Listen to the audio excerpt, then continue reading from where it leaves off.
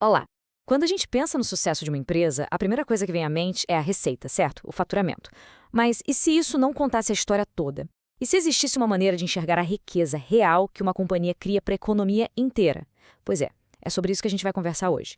Para começar, vamos analisar um caso bem interessante. Temos aqui duas empresas, a Submar, que é uma distribuidora, e a PA do Brasil, uma fabricante. Olhando assim de primeira, elas parecem praticamente gêmeas, né? Cada uma faturou exatamente R$ 1 milhão. A pergunta é, será que o impacto delas na economia é o mesmo? E é aqui que a história começa a ficar boa de verdade. Por quê? Acredite, mesmo com a mesma receita, uma dessas empresas gera 5 vezes mais riqueza para a economia que a outra. Como assim? Como isso é possível? Bom, a resposta para esse enigma está num conceito muito importante. E para desvendar esse mistério, a gente precisa primeiro entender o que é o tal do valor adicionado. Isso é muito mais que só um termo de contabilidade, viu? É a chave para a gente medir o impacto real de uma empresa na sociedade. A definição, na verdade, é bem direta. Valor adicionado é basicamente a riqueza que a empresa efetivamente criou. Pensa assim, é só pegar tudo que a empresa vendeu e tirar tudo que ela comprou de terceiros, de fornecedores. O que sobra? Bom, isso é o valor que a própria empresa adicionou ali no processo. Vamos para um exemplo do dia a dia que fica mais fácil. Imagina um livreiro. Ele compra um livro da editora por R$ 70 e vende na loja dele por 100. A riqueza que ele, o livreiro, gerou nesse processo foi de R$ 30. É com esses R$ 30 que ele vai pagar o aluguel, os funcionários, os impostos e, claro, tirar o lucro dele. Simples assim, né?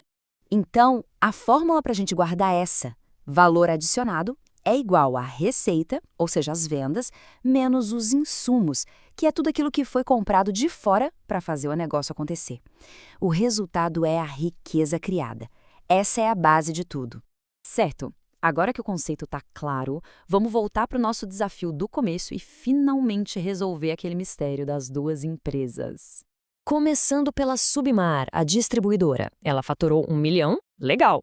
Só que o principal custo dela é a mercadoria que ela simplesmente revende, que custou 750 mil. Se a gente tirar outros custos, o valor adicionado dela fica em R$ 100 mil.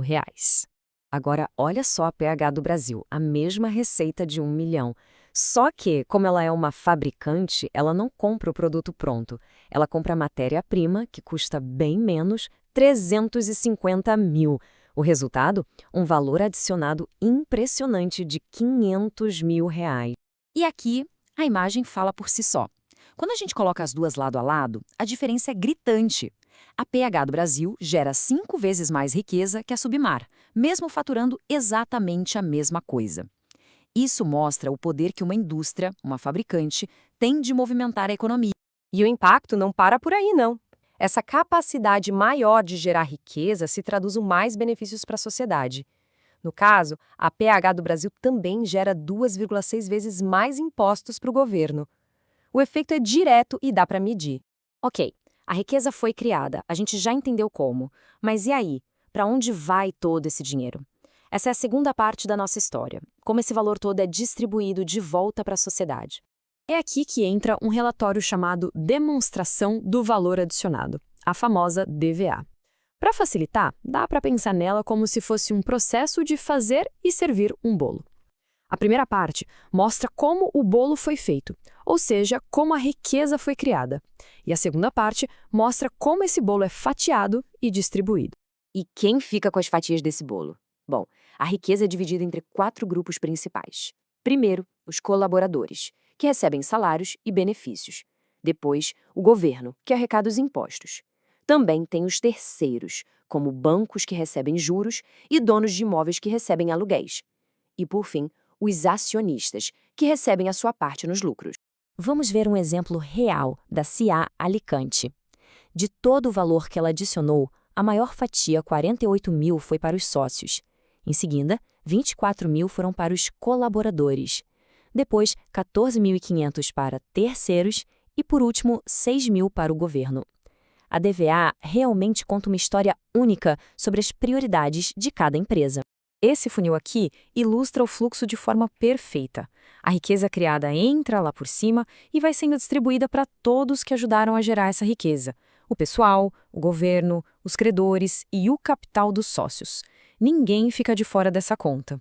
Bom, mas no final das contas, por que a gente deveria se importar com a DVA?